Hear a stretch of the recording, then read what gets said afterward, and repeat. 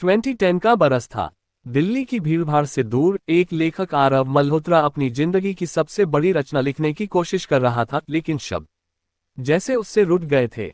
हर सुबह वो अपने कमरे में बैठता, नोटबुक खोलता, टाइपिंग शुरू करता और आधे घंटे में ही सब मिटा देता।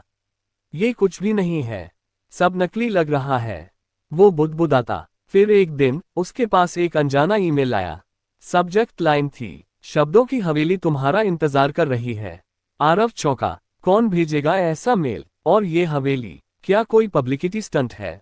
मेल में सिर्फ एक मैप लिंक और एक पुरानी हवेली की तस्वीर थी, टूटी दीवारें, झूमर झूलता हुआ और धुंध में डूबी एक नीली परछाई। दिमाग में सवाल थे पर दिल बेचैन था। आरव ने सामान पैक किया, नोटबुक, टाइपराइटर, कैमरा और एक पुरानी डायरी लेकर निकल पड़ा राजस्थान के एक दूर दराज गांव मीतगढ़ की ओर, जहां हवेली स्थित थी। रास्ता वीरान था, पेड़ सूखे खड़े थे जैसे किसी तूफान के बाद बचे हों। गांव के पास पहुंचते ही उसकी टैक्सी अटक गई। ड्राइवर ने कहा, साहब मैं आगे नहीं जाऊंगा, उस हवेली में कुछ है, बहुत कुछ। आरव मुस्कुराया, भूतों पर यकीन नहीं करता मैं। पर टैक्सी जैसे ही मुड़ी, एक ठंडी हवा चली और पीछे से एक आवाज आई, पर हवेली तुम पर यकीन करती है। आरव चौंक कर पीछे मुड़ा, कोई नहीं था। हवेली के गेट पर बड़ा सा ताला लटक रहा था, मगर जैसे ही आरव ने हाथ बढ़ाया, वो खुद ब खुद खुल गया। क्लिक। ये तो फिल्म जैसा लग रहा है, वो हंसा, पर हंसी जल्द ही गायब हो गई। हवेली के अंदर घुसते ही उसे एक अजीब सी गंध आई, कुछ जला हुआ, कुछ सड़ा हुआ।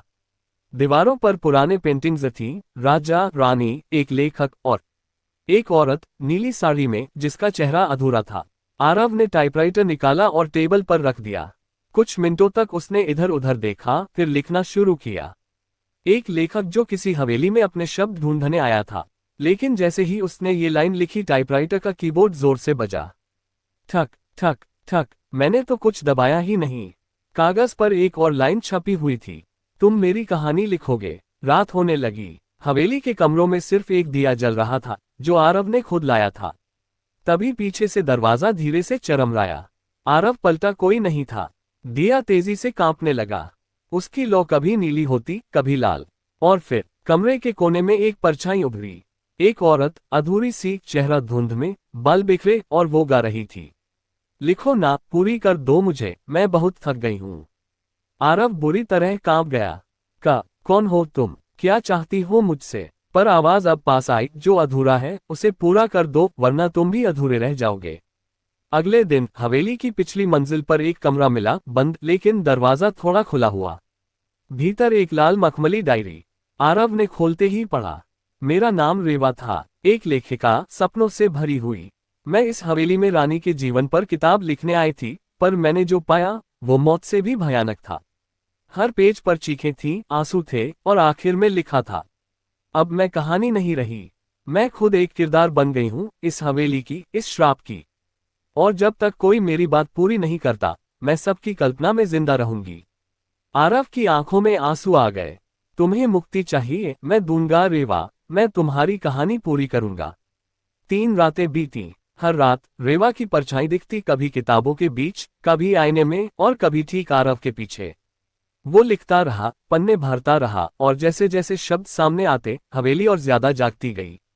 दीवारों से आवाजें आने लगीं, झूमर खुद ब खुद हिलते, खिड़कियां तेज हवा से टकराती, और आरव की टाइपराइटर पर बिना दबाए भी कुछ न कुछ छपता रहता। तभी एक रात रेवा सामने आ गई। नीली साड़ी, अधजला चेहरा, और वो मासूम मुस्कान। धन्यवाद, तुमने मुझे सुना। अब बस एक आखिरी अध्याय, और फिर सब शांत हो जाएगा।